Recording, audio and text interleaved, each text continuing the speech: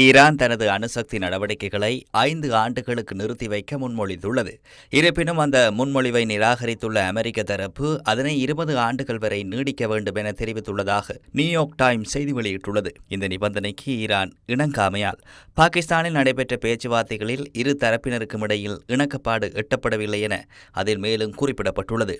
எவ்வாறாயினும் நேருக்கு நேர் நடைபெறும் 2ஆம் கட்ட பேச்சுவார்த்தைகளூடாக அமைதி உடன்படிக்கை எட்டுவதற்கான வழி இன்னமும் காணப்படுவதாக பிபிசி செய்தி சேவை தெரிவித்துள்ளது. இதனிடையே அமெரிக்க ஈரான் பேச்சுவார்த்தையின் 2ஆம் கட்டத்தை நடத்துவதற்கு பாகிஸ்தான் விருப்பம் தெரிவித்துள்ளது. அதன்படி போர் நிறுத்தம் முடிவடைவதற்கு முன்னதாக அடுத்த சில நாட்களில் இஸ்லாமாபாத்தில் அமெரிக்கா மற்றும் ஈரானுக்கு இடையிலான 2ஆம் கட்ட பேச்சுவார்த்தையை நடத்த பாகிஸ்தான் முன்மொழிந்துள்ளதாக சர்வதேச ஊடகங்கள் செய்தி வெளியிட்டுள்ளன. இருப்பினும் 2ஆம் கட்ட பேச்சுவார்த்தை தொடர்பில் அமெரிக்கா அல்லது ஈரான் தரப்பிலிருந்து இதுவரை எந்த பதிலும் அளிக்கப்படவில்லை.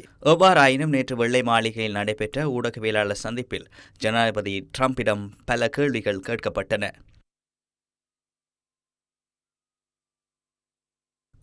Are another round of talks planned with Iran? And if so, will you send Vice President J.D. Vance again? Well, he's done a good job at Steve and நிச்சயமாக அவர் ஸ்டீவ் மற்றும் Gerard மிகவும் சிறந்த பணியை செய்துள்ளனர். அவர்கள் அனைவரும் மிக திறமையாக செயற்பட்டனர். மற்ற தரப்பு எங்களை அழைத்துக் கொண்டிருப்பதாக நான் உங்களுக்கு சொல்ல முடியும். அவர்கள் ஒரு ஒப்பந்தத்தை செய்து கொள்ள மிகவும் ஆர்வமாக உள்ளனர். அவர்கள் அணுவாயத்தை பெறுவதற்கு எந்த வகையிலும் இடமளிக்க மாட்டோம் என்பதே இங்கு முக்கியமான விடயமாகும். ஈரான், இதை நீங்கள் நன்றாக நினைவு வைத்துக் கொள்ளுங்கள். ஈரானுக்கு அணுவாயுதம் கிடைக்காது. நாங்கள் பல விடயங்களுக்கு உடன்பட்ட போதிலும் அவர்கள் இந்த விடயத்திற்கு உடன்படவில்லை. எதிர்காலத்தில் அவர்கள் அதற்கும் உடன்படுவார்கள் என நான் நினைக்கின்றேன். எனக்கு அதில் நம்பிக்கை இருக்கின்றது. உண்மையில் நான் அதை உறுதிப்படுத்துகின்றேன்.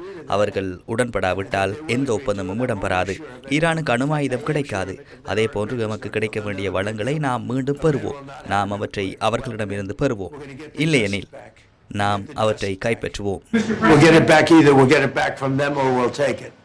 இதேவேளை அமெரிக்காவினால் விதிக்கப்பட்ட கடல்சார் முற்றுகை அமுல்படுத்தப்பட்ட நிலையில் ஹோமோஸ் நீரிணையூடாக பயணித்துக் கொண்டிருந்த 2 பாரிய எண்ணெய் தாங்கி கப்பல்கள் தமது வழித்தடத்தை மாற்றி திரும்பியுள்ளதாக சர்வதேச ஊடகங்கள் தெரிவிக்கின்றன.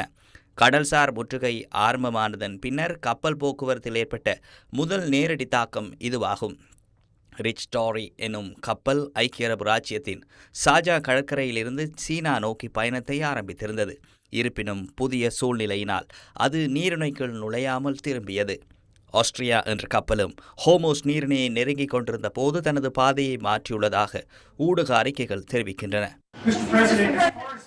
Blockade is concerned. What's the end game? Is it to force Iran back to the negotiating table? Is it to open up the strait so that gas prices ultimately come down? Maybe everything. I mean, both of those things certainly and more. சிலவேளை அந்த 2 விடயங்களும் மற்றும் மேலான விடயங்களும் இருக்கலாம். உலகை பயமுறுத்தி கப்பம் பெறுவதற்கு எந்த ஒரு நாட்டுக்கும் நாம் இடமளிக்க முடியாது. அவர்கள் இப்போது அதையே செய்து கொண்டிருக்கின்றார்கள். நாம் அதற்கு இடமளிக்க மாட்டோம். ஆச்சரியமான விடயம் என்னவென்று தெரியுமா? எமக்கு அந்த நீரிணை அவசியம் இல்லை. எமக்கு தேவையானதை விட அதிகமான எரிவாயு நம்மிடம் உள்ளது. சவுதி அரேபியாவை விடவும் அதிகமான எரிபொருள் மற்றும் எரிவாயுவை நாம் உற்பத்தி செய்கின்றோம்.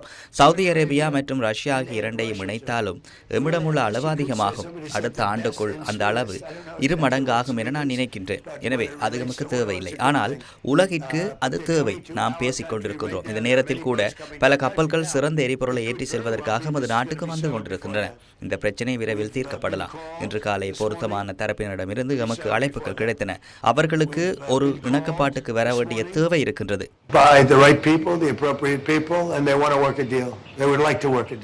இதனிடையே வாஷிங்டனில் நடைபெறும் லெபனான் மற்றும் இஸ்ரேல் தூதுவர்களுக்கு இடையிலான சந்திப்பில் அமெரிக்க ராஜாங்க செயலாளர் மார்க்கோ ரூபியோ கலந்து கொள்வார் என்பதை அந்த நாட்டு ராஜாங்க திணைக்களம் உறுதிப்படுத்தியுள்ளது. இஸ்ரேல் ஜெச்சியே லைட்டர் மற்றும் லெபனானின் நாடா ஹமாடா மொவாட் ஆகியோர் ரூபியோவுடன் இந்த பேச்சுவார்த்தையில் கலந்து கொள்ள உள்ளதுடன் இது உள்ளூர் நேரப்படி முற்பகல் 11:30 மணிக்கு ஆரம்பமாக உள்ளது.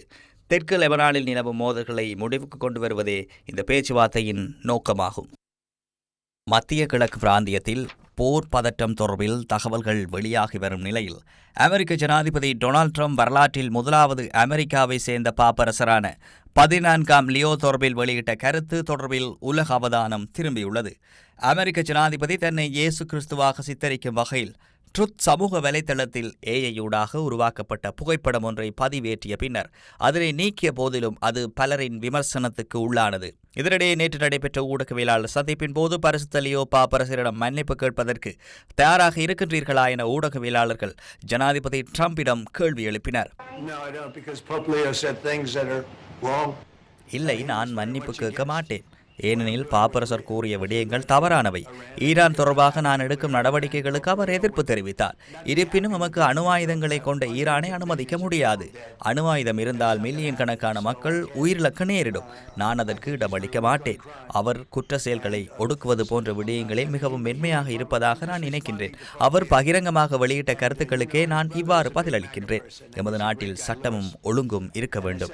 இப்போது எமது நாட்டில் நீண்ட காலத்திற்கு பின்னர் மிக குறைந்த குற்ற விகிதமே பதிவாகியுள்ளது. குற்றங்களை ஒடுக்குவதில் நாம் பாரிய பணிகளை முன்னெடுத்துள்ளோம். எனவே மன்னிப்பு கேட்க வேண்டிய அவசியம் எதுவும் இல்லை. அவர் தவறானவர். முழு உலகையும் அழிக்கக்கூடிய அணு ஆயுத தேசமாக மாறவே ஈரான் விரும்புகின்றது. அது நடப்பதற்கு நான் இடமளிக்க மாட்டேன். Exterminate the world. Not going to happen. இருப்பினும் டொனால்ட் ட்ரம்பின் இந்த குற்றச்சாட்டுக்கு பதிலளித்துள்ள பாப்பரசர் 14ஆம் லியோ அமெரிக்க ஜனாதிபதியுடன் விவாதிக்கும் எண்ணம் எதுவும் இல்லை என தெரிவித்துள்ளார். தான் ஒரு அரசியல்வாதி அல்ல எனவும் உலகிற்கு தான் வழங்கும் ஒரே செய்தி அமைதியை வழங்குவது மாத்திரமே என பாப்பரசர் வலியுறுத்தியுள்ளார்.